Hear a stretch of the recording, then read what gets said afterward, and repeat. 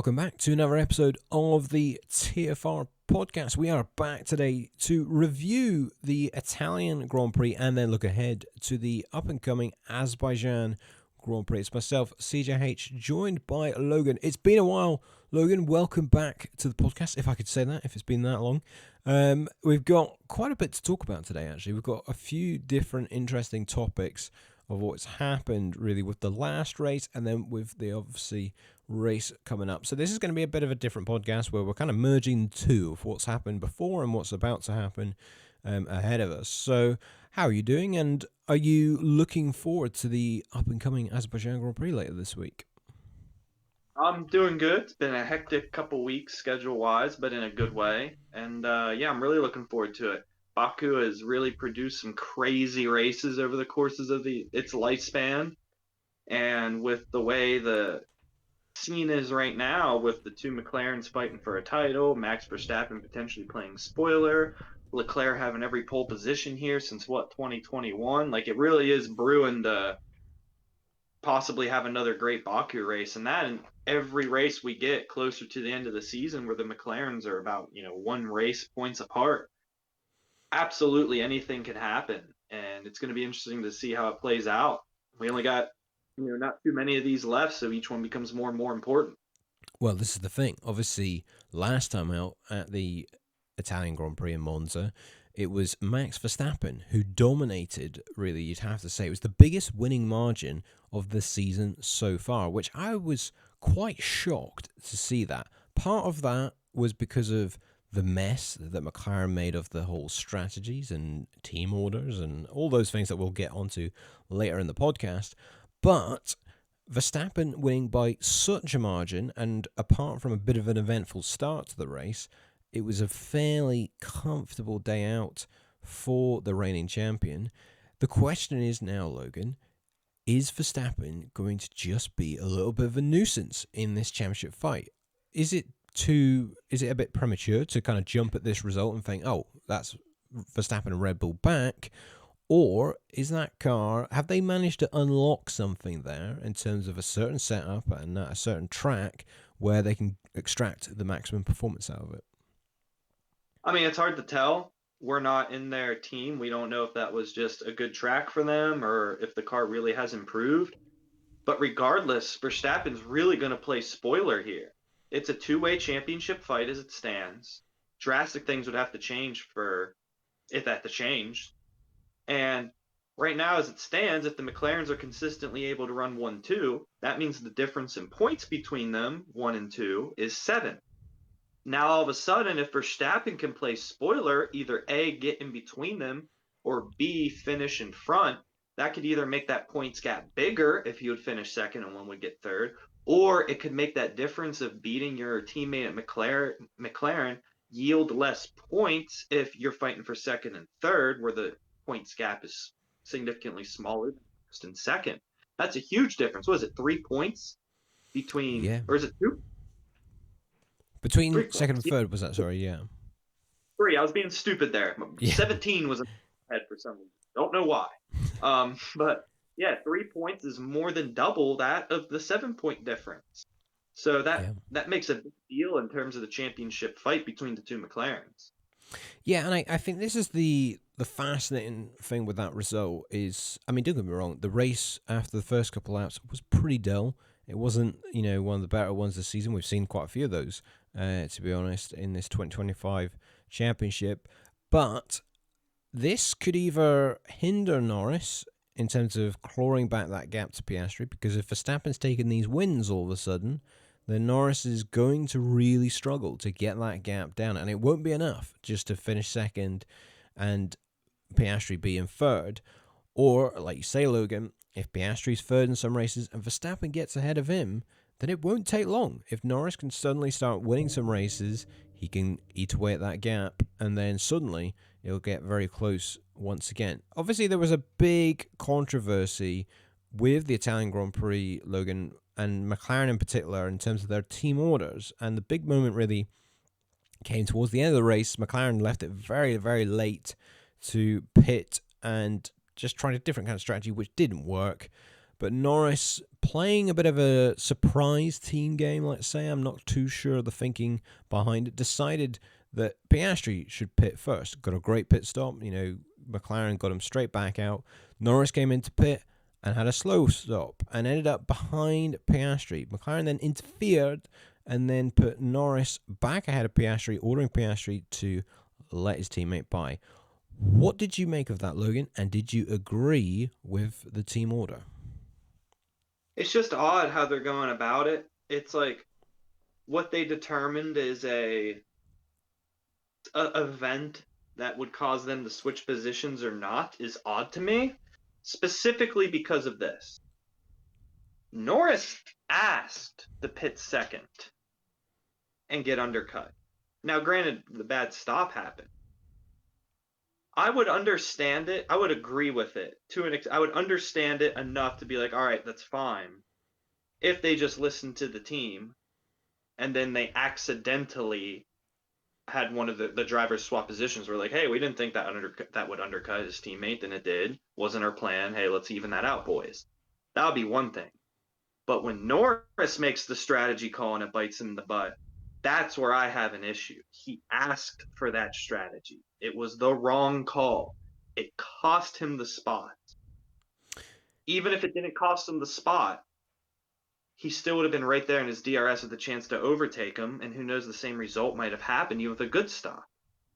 So because of that, Norris asking for that, that's where I have a problem. That would be like if me and you were fighting for a championship. Think about that.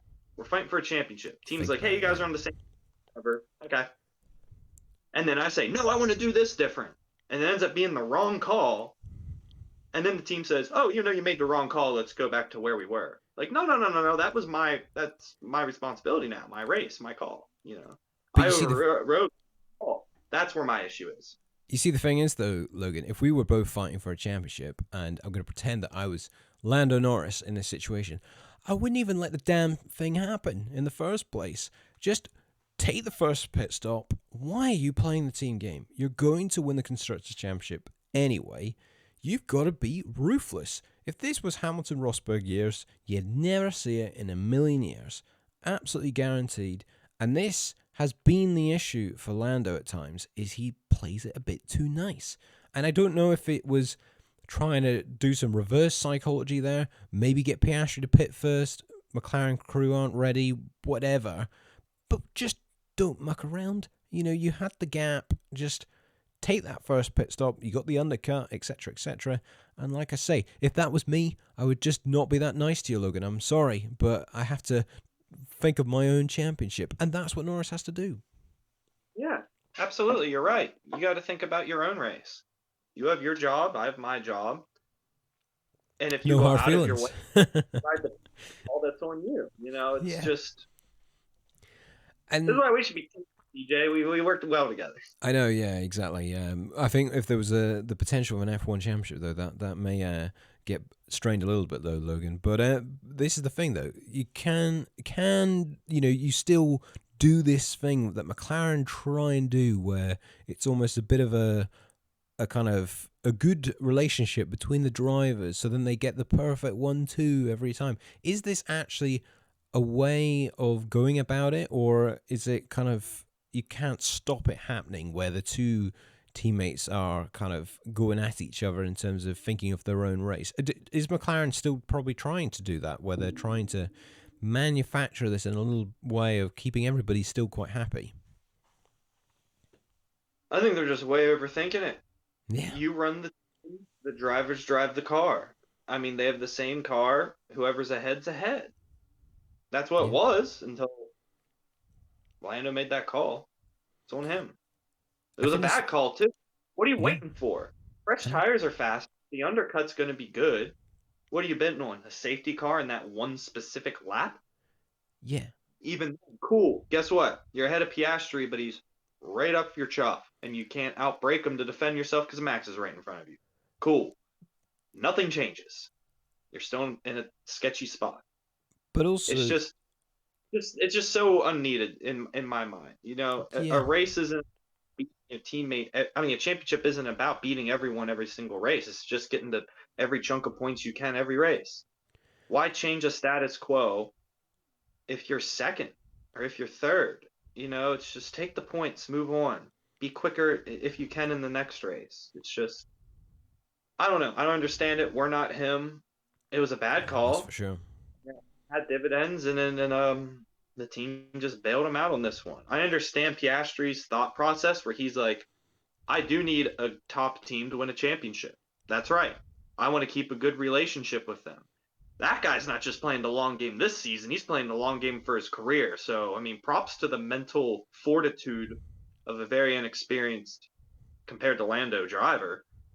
But yeah, it was just a weird situation. But hey, that's on McLaren, not us. We're just gonna sit back, relax, and enjoy. Exactly. Just watch it all unfold. But you have to say, though, what a mature response from Piastri. He had a little kind of, questioning of it, if you like, and was a little bit, well, is this right? Or, should we do this?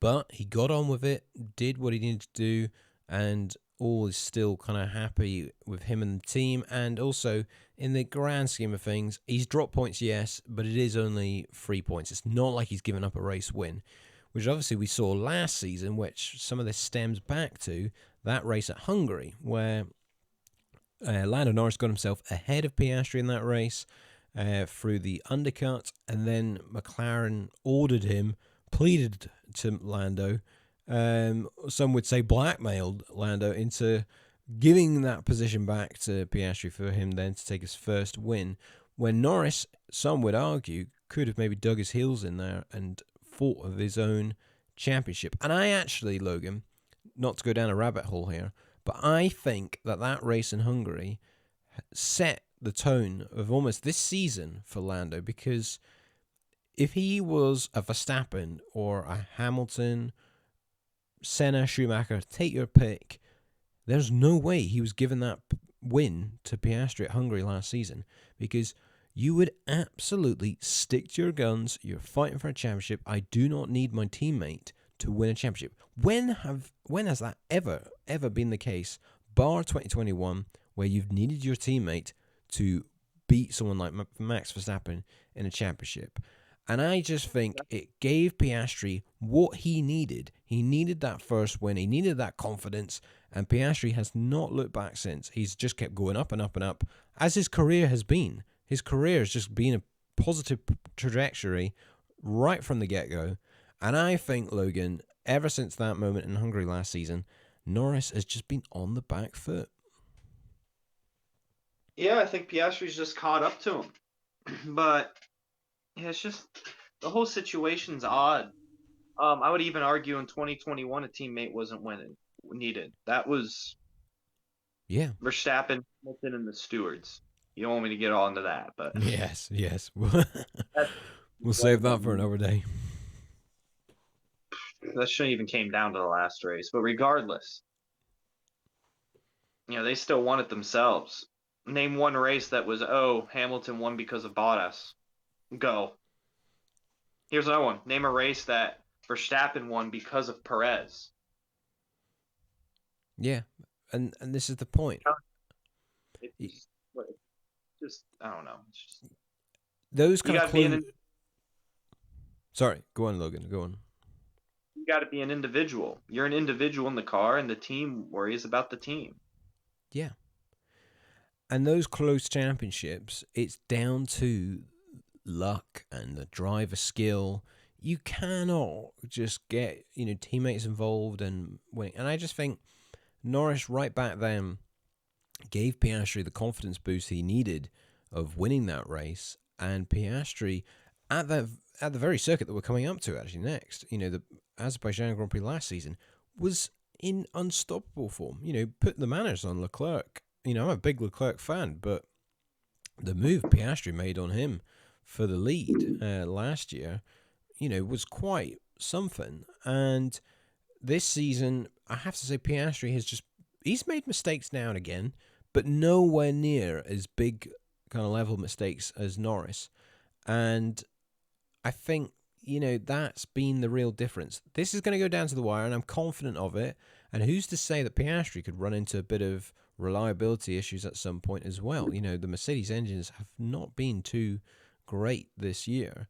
But what's your prediction, Logan? If you had to put the money somewhere at the minute, I know obviously the favorite is Piastri, but are you sticking with that? Do you think the mountain is too big to climb for Norris? I don't think the mountain's too big to climb in terms of points. I just think Piastri's too good for Norris to beat him week in and week out with a 7 point difference Interesting. without a mechanical issue. I mean, the gap's so close that one bit of contact and your race is over, and that's a race difference of points. Well, that is the exciting thing with obviously the Azerbaijan Grand Prix coming up this weekend, because this is the kind of track where you can see some pretty crazy things happen. I saw the F1 YouTube page, they uploaded a classic race, if you could call it that, from 2021, the extended highlights of that race.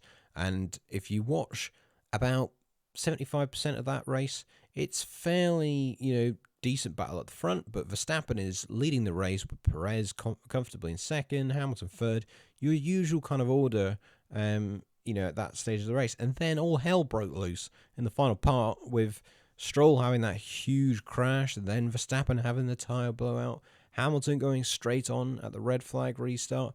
Perez ended up winning, Vettel was on the podium, and so was Gasly. And that is what you get at Baku. Some years, it might be a bit of a steady race, and not too much happens. But, Logan, all it needs, as Romain Grosjean knows, it needs one little moment, and then you can be out of the race and pick up some damage. I'm so convinced Ericsson hit him.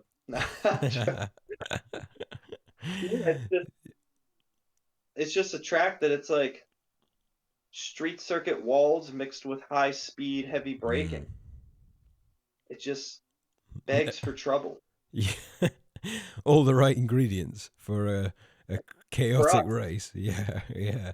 You know what, though? It's funny because the first couple of races, or the first race at least here, I think it was 2016 off the top of my head, it was a pretty boring race. I think Rosberg dominated it and it was fairly steady. But then the 2 years after that, it was absolutely bonkers. We had the race in 2017 where you had, I think it was Vettel and Hamilton bang tyres and the safety car restart. I think the Grosjean crashed at that race as well, or something like that. Is that 2018 maybe? Yeah. But, I think Ricciardo won in 2017 as well with some unbelievable overtakes, by the way. Like, if anyone wants to see vintage Daniel Ricciardo, that is the race. He made like a triple overtake, I think, at the safety car restart. You had 2018. You had the two Red Bulls crash out. You had Bottas with a puncher on the last lap. I mean, Baku, most of the time, delivers, Logan. I think it's actually a bit of an underrated circuit, dare I say it. Oh, yeah, it is. I mean, its percentage of great races to boring is one of the best. Yeah. That's all there is to say, really. Yeah, exactly. And I think that's the thing. If it is boring, it's really boring. Like, I don't think there's getting any away from that. I think there's always something that does happen. I don't think there's quite nothing that happens at all. Because I remember even a few years ago when there was that 2023 race where I think Perez absolutely dominated it and the Red Bulls were in their kind of peak performance. I think there was still that incident that happened at the end of the race where I think there was Ocon coming in the pits and there was all the camera crew people. There's always something that just seems to happen at this track in terms of eventfulness. And obviously last year we had Sainz and Perez, I think it was, that crashed on the final lap or penultimate lap. So be sure to stick it out with this one this weekend because something could happen and it usually does. But we'll get into our proper preview and predictions later on.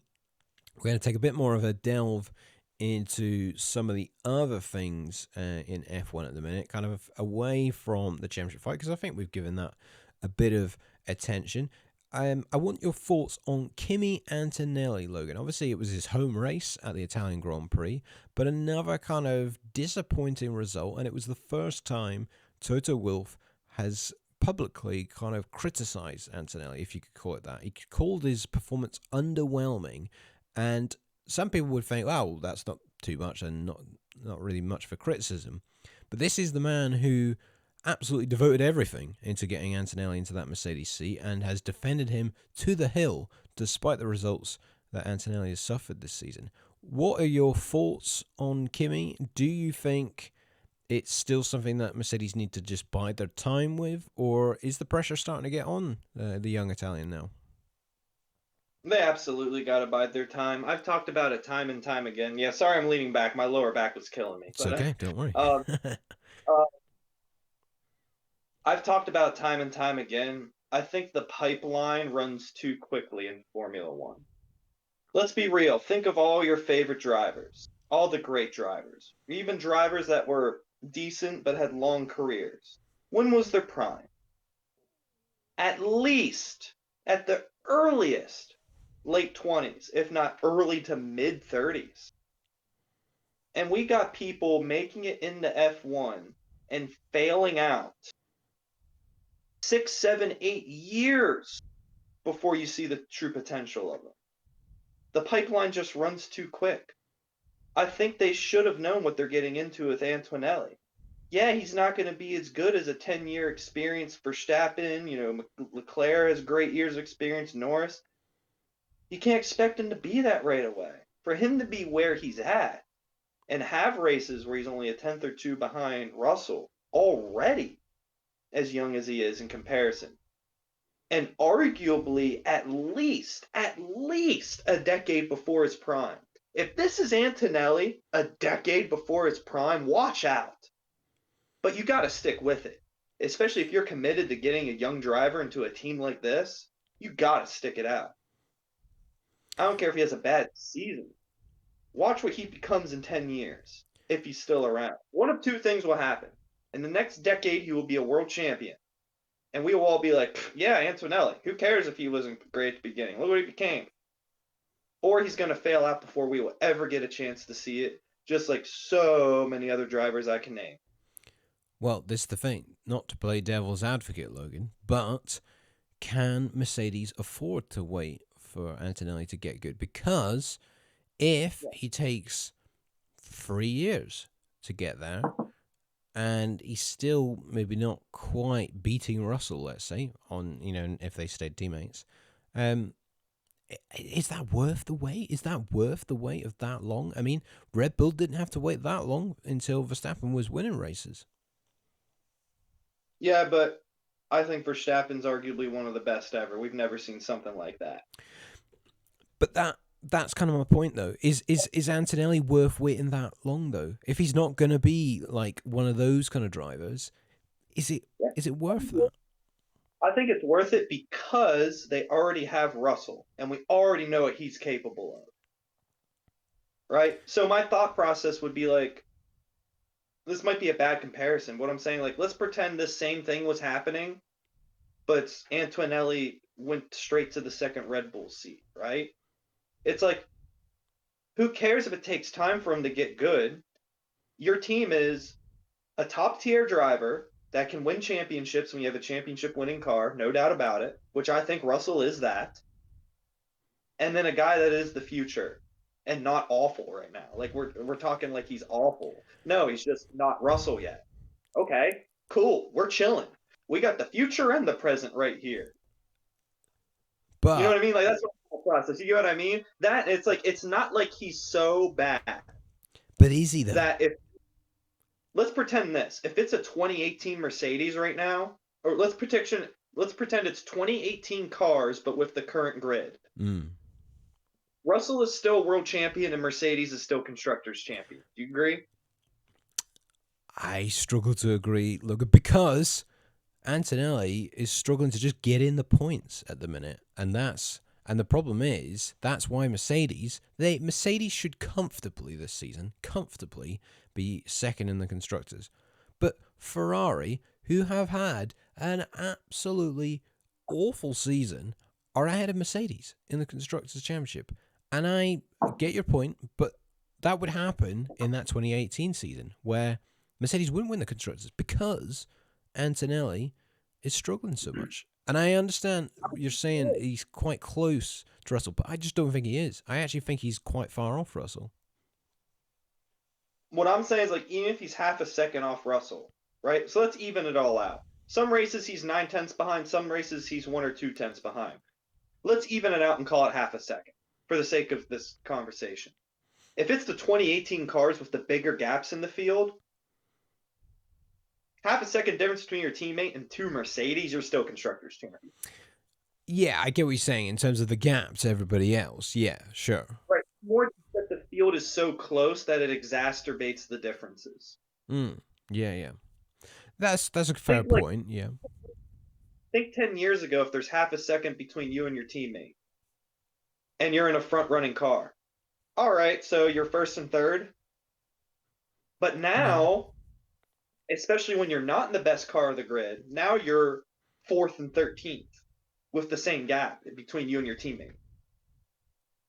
Like that's kind of what I'm saying. It kind of exacerbates it when the field is just naturally closer. Do you not think though Mercedes and for Antonelli actually, it would benefit all parties if they loaned him out to a team that was a bit more in the midfield or towards the back, and there wasn't maybe as much pressure on Antonelli, and just develop him for a couple of years. You have to remember in F2, he absolutely, he won a race or two, I think, there, but he, wasn't fighting for the championship or anything. Maybe he could go to, I don't know, they could chuck a load of money at Alpine, put him there for a season or two, develop him a bit more, and once he's really kind of shown some great pace, bring him back to Mercedes and put him in the car. Because at the end of the day, Logan, if come next season Mercedes have a championship-winning car, well, he's not going to win the championship at the minute, is he? He's not, but Russell will. True. But is that enough? That's what I mean. Is he worth this? I feel like there's a lot of effort that goes into him, but I haven't seen that Verstappen moment yet. I think it is because, like I said, if he is at least 10 years from his prime, meaning he's going to get that much better, and he's already on a good day, only a tenth behind Russell, that's pretty good.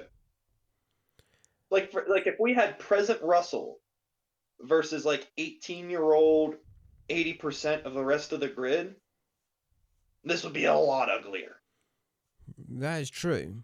But I just feel though, Logan, each other in equal cars, Antonelli's one of the best, I think. I don't know. I just haven't seen it yet. I haven't seen it. I know he got that podium in Canada, but and he got the sprint pole in Miami, I think that was. But apart from that, what other kind of moment has he had? If you get what I mean, like say Verstappen when he started, yes, he was in the Toro Rosso, but he made some incredible overtakes, and he had some great results as well. I think Kota, he finished fourth in that Toro Rosso.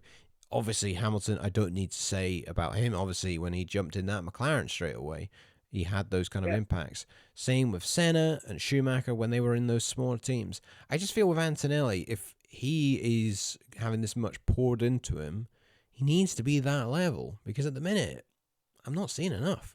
And I think for him, I fear in terms of if the grid gets locked out, and the worst thing for me, Logan, is when he just doesn't score anything. I'd be totally cool if he was like, I sound like I'm like the Mercedes team principal here. I'm obviously not, but I'd be fine if he was like 8th place, 7th place, whatever. He's just not quite there yet. But it's when he's like way off, like how Tsunoda is a bit at the minute. But like people can probably accept Tsunoda. It's a bit of a different situation with obviously the car. But for Antonelli, it feels like Canada and Miami was a long time ago now. And I fear for him, as much as anything, that the kind of mentality on this now is starting to shift a bit. When he had that moment in FP1 in Monza where he dipped it into the gravel and those kind of mistakes, there's only so many times you can do that. And it's just like, oh, well, give him time. He's going to come good. I mean, do you get what I'm saying? Or are you determined to defend him here? I'm determined to defend him because, like I said, these, at least I would say, 28 being someone's peak is even selling it short, erring on the side of young. This pipeline just goes too quickly. we're having these drivers come in and fail out a decade before their best. We're not seeing their best. We did not see anything close to the best of Ericsson, anything close to the best of Giovinazzi, anything close to the best, even of Latifi, of Sargent. These Oh guys yeah, were a but come on, decade away Latifi and from time. Sargent, they were never They're- going to get there. In a decade, though, Yeah, but I just they're better. it's They're too better than- ruthless of a business. It's too much money goes into it. Too much cost with the crashes. Look at Mick Schumacher. Everybody wanted Mick Schumacher to get good, but he had too many crashes, too many moments, and then that's what probably cost him a seat. But even then, still, how good would Schumacher be if he was still around by 2035? Oof. You know what I mean? It's like the pipeline's just running too quickly. We're not seeing these drivers get anywhere close to their prime. I don't think Leclerc or Russell are at their prime yet. Or No, Norris. yeah. I don't think they're far off, though. I do think people like Russell, in particular, is pretty close now. You know, he has had some pretty stellar performances over the last couple of years now. But to kind of round off this subject, if you could choose the lineup for 2027 at Mercedes, because obviously that's what the big talking is now. If you're getting Verstappen in, which driver are you replacing for him? Oh yeah, Antonelli. You are, Because yeah. you got now, if you Yeah. can get Verstappen. Okay. But if I can't get Verstappen, I'm keeping that lineup. Not tempted by a little Carlos Sainz for a year or two? No, I think Carlos Sainz is overrated. Oh, come on. He's only had one bad year. What about all the other years he had? Well, he beat Leclerc in 21, I think. I'm pretty sure it was. But anyways, I'm digressing. I think he did. I'm pretty sure he did. I could bring up the stats on that. I think he did. But more to the point, Antonelli is under a bit of pressure at the minute, and that'll be one to keep an eye on actually this weekend on how the young Italian can do. I mentioned about Tsunoda actually briefly there. There's a little bit more talk about him that he could be getting replaced soon. Isaac Hadjar now getting more and more talked into this kind of going into the Red Bull seat soon. Whether that'll happen, I'm not too sure. I've said before on this podcast, I don't think he should do that just yet. Hold off at least till next season, for crying out loud. But what about Tsunoda, Logan? Do we think what should he do? Should he stick this out? I mean, I saw what Ted Kravitz said about the post kind of race stuff with Red Bull. They were trying to do the team photo, and Max was asking for Yuki to come over and be in the middle of the picture, but Yuki didn't want to. He felt he didn't deserve. And that is the quote, didn't deserve to be in the middle of the picture with Max, and he was more just on the fringes of the kind of team photo. For Yuki's career, does he just, obviously this season, obviously needs to kind of keep going with this here, but does he just stay at Red Bull and just keep trying to hack it out with this, or should he jump ship and go to a different team? Because there's no doubt about his qualities. Yeah, he absolutely stick it out, and I think it's good that he's hard on himself. It means he gives a damn and he expects more of himself, and that's going to lead to improvement. We've heard the rumors are true about the Red Bull and how it's very difficult to set up and drive. That, and with the gaps being so close in the field, like we talked about already, that exacerbates the difference of the results.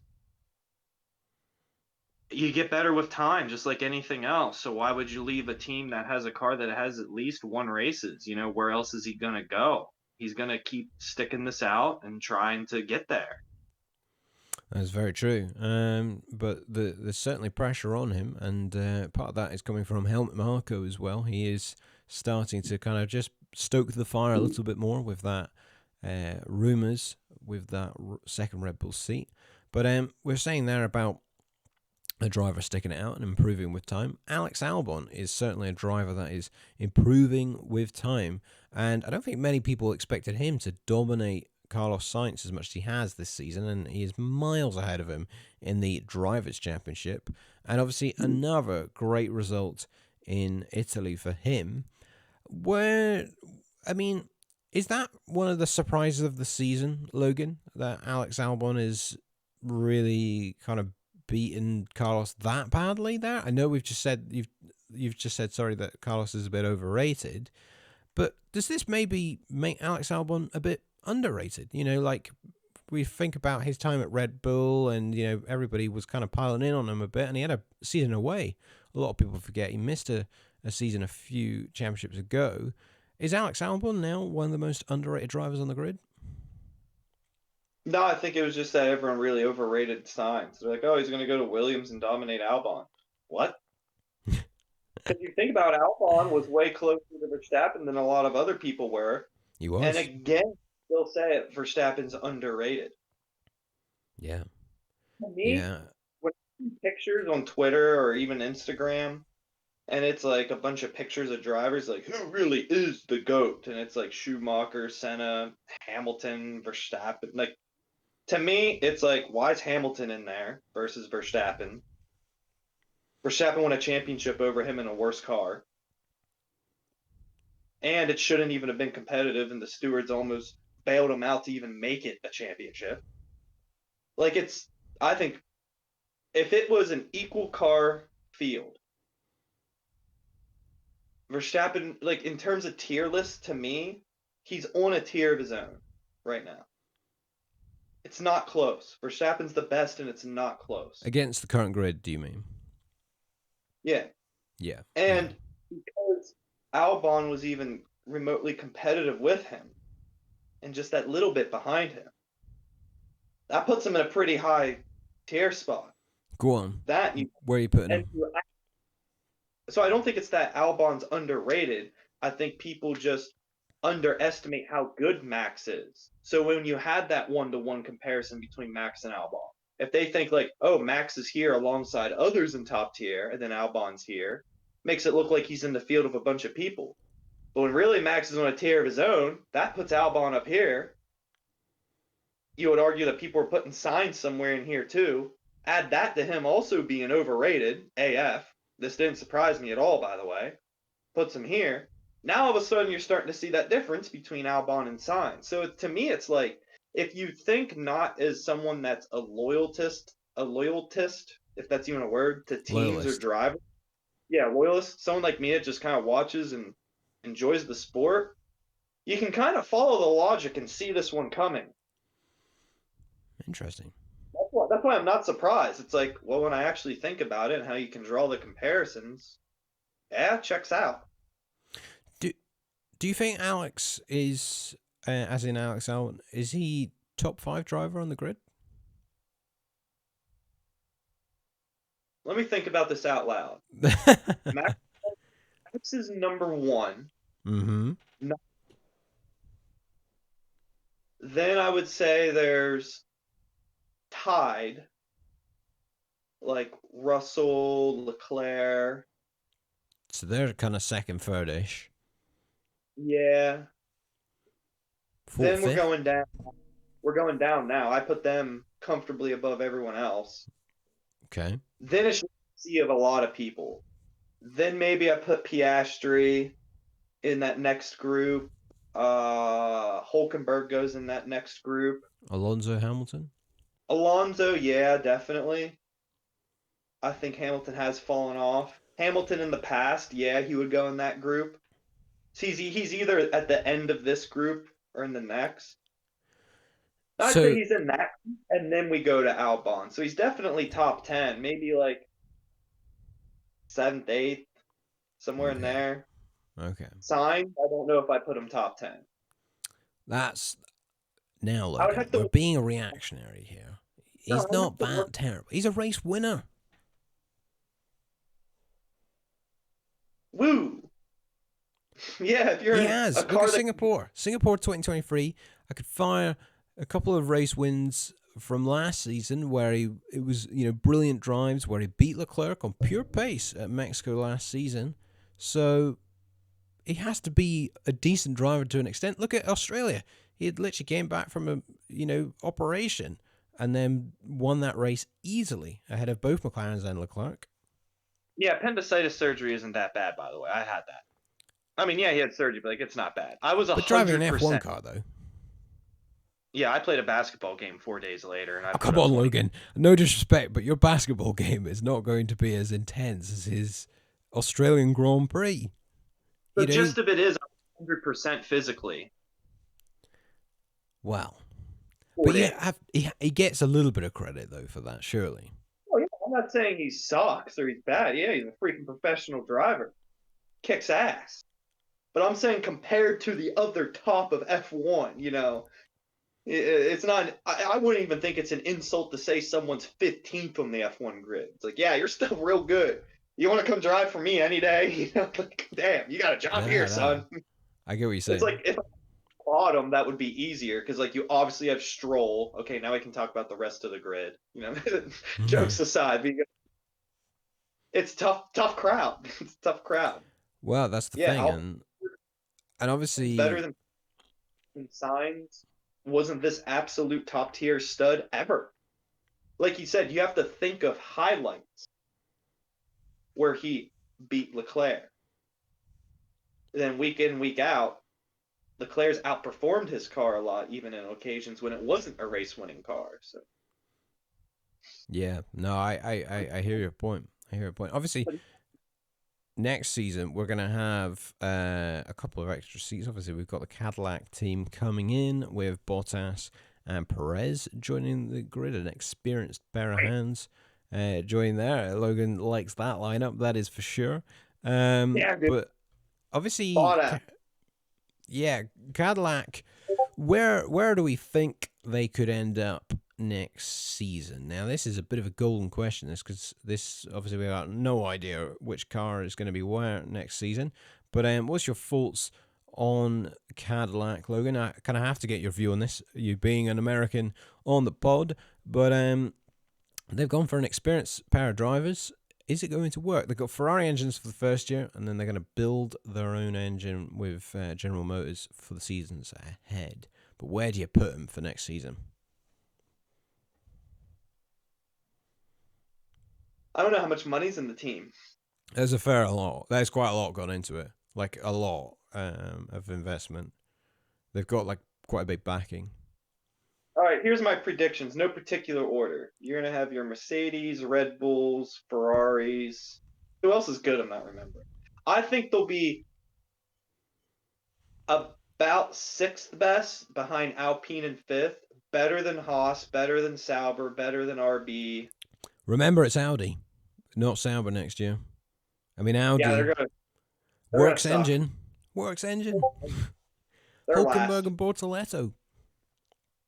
Doesn't matter if the car sucks. Between Williams, Cadillac, Haas, and Alpine for best of the rest. See, what's the faith in Alpine? You were saying there Alpine kind of fifth for a moment there. Where's that coming from? They're cold. Sometimes it's like, oh yeah, they got a really good car, best of the rest, kind of like Renault, all that stuff. And other times, like, well, they suck. It's like they have two extremes. You're either like, oh man, Alpine's back, baby, or whoa. I think they need to sort their second driver first, that's for sure. Because obviously Gasly has signed a new contract at the Italian Grand Prix. He's going to be at the team now till at least 2028.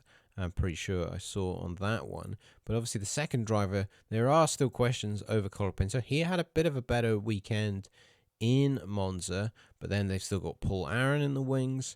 And there's a few other drivers that they are maybe starting to think about. I even heard, apparently, Jack Doohan, if Colapinto continues to struggle, could somehow find a way back in. I don't believe that's going to happen, but I did see that somewhere, that someone was saying that. But yeah, it'd be interesting to see where they go. Obviously, there's rumours as well that Christian Horner and Bernie Ecclestone may do a joint kind of bid with Flavio Briatore to buy the team and then just make their own thing, and the kind of Alpine thing will probably be over. But yeah, Mercedes engines next season, so they will be one to watch. But that's probably enough in terms of looking ahead, in terms of next year.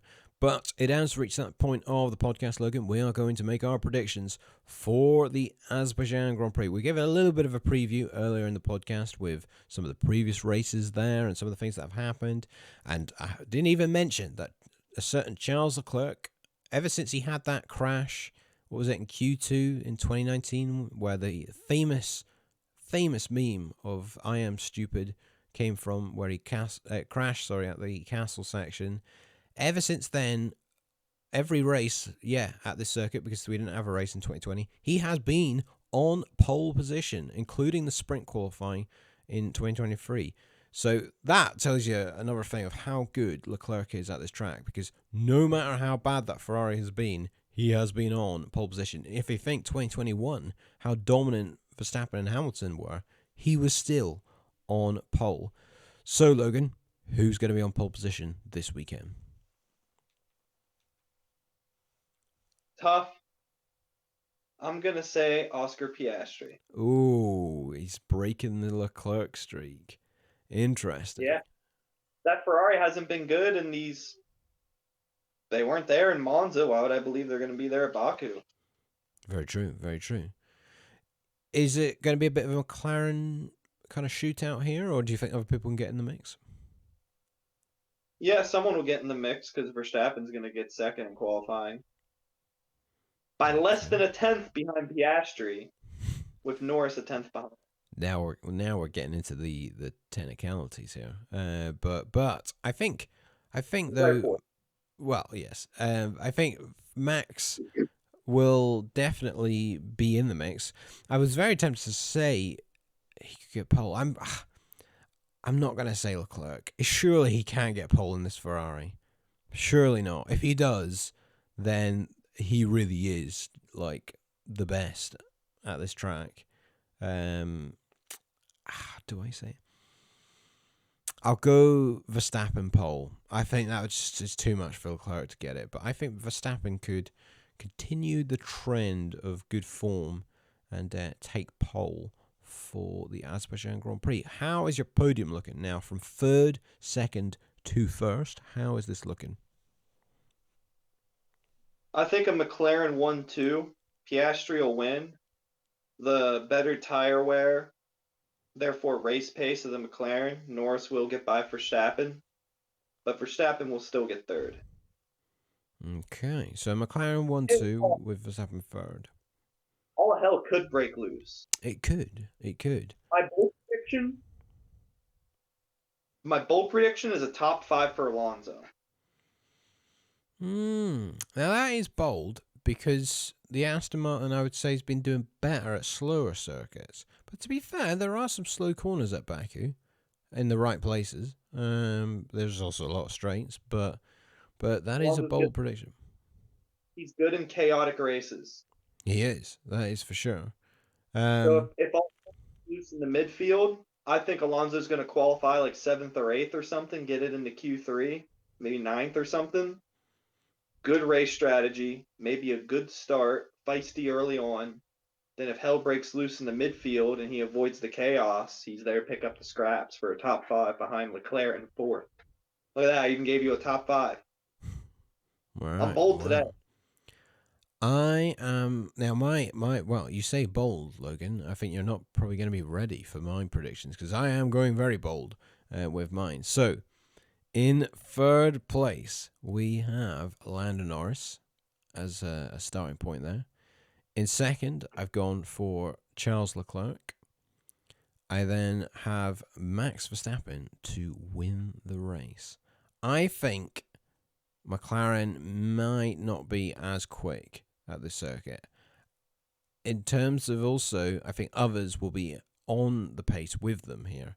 I think Leclerc, with his ability around this track, will be in the mix for pole. I don't think he'll quite nick it this time, but I think in the race, a bit of chaos, he could pick up a great result. And then, I think Verstappen, I think it's a high-speed circuit, like Monza. I think there's no reason why he shouldn't win this again. And so that is what I'm going with. But any thoughts on my prediction there, Logan? Given what Piastri did before, I don't see Norris all of a sudden beating Piastri was dominant this track. Very possible, but I was expecting Piastri second or first if you said Norris third. I would say my thinking is, I mean, I probably expect a bit of a battle, obviously, between the McLarens. I think Piastri's going to have a rough race at some point. I feel it's coming, whether this one or Singapore. I just have a feeling Piastri can't keep this run going of just being in the points every single race. I think he is very close to setting an all-time record for this now, of the most consecutive races of point scoring. And that's going to have to change at some point. And I've got a funny feeling Baku, with how crazy it is, something could happen. I also was going to put maybe someone like George Russell on the podium, but I think, again, he could get involved in something. I'm hoping for an exciting race, Logan, but we say all this, and then we'll get the biggest snooze fest ever, and we'll have another 2016 Baku all over again. But let's hope not. Let's hope we have a bit of action, because to be honest, if we think about it, we've not had too many chaotic races this season. I don't actually know if you could say what the most chaotic race is this season, I'd actually struggle to think what it would be compared to other seasons. Because I could definitely think of one for the last few seasons. Brazil last year, maybe. The Dutch Grand Prix in 2023, etc., etc. But this season, we're long due. This is me, again, wishful thinking here. We're long overdue a bit of a chaotic Baku race, aren't we? Yeah, I agree. So let's hope that will be the case. But that's pretty much it for this week's podcast. Thank you, Logan, for joining me on this week's pod. Been a pleasure as always. And if you've enjoyed this episode and you're watching on YouTube, make sure you subscribe to the channel. Every subscriber counts at the minute, as we are trying to rebuild the channel. And if you're listening on your audio platform of choice, you can also follow on there. We'll be back next week to review the Azerbaijan Grand Prix, and then we'll be looking ahead to the Singapore Grand Prix, which is always a bit of a season highlight when that one comes around. But let's see what happens in the fight for the championship between Norris and Piastri this weekend, and will Verstappen once again upset the apple cart? We'll find out.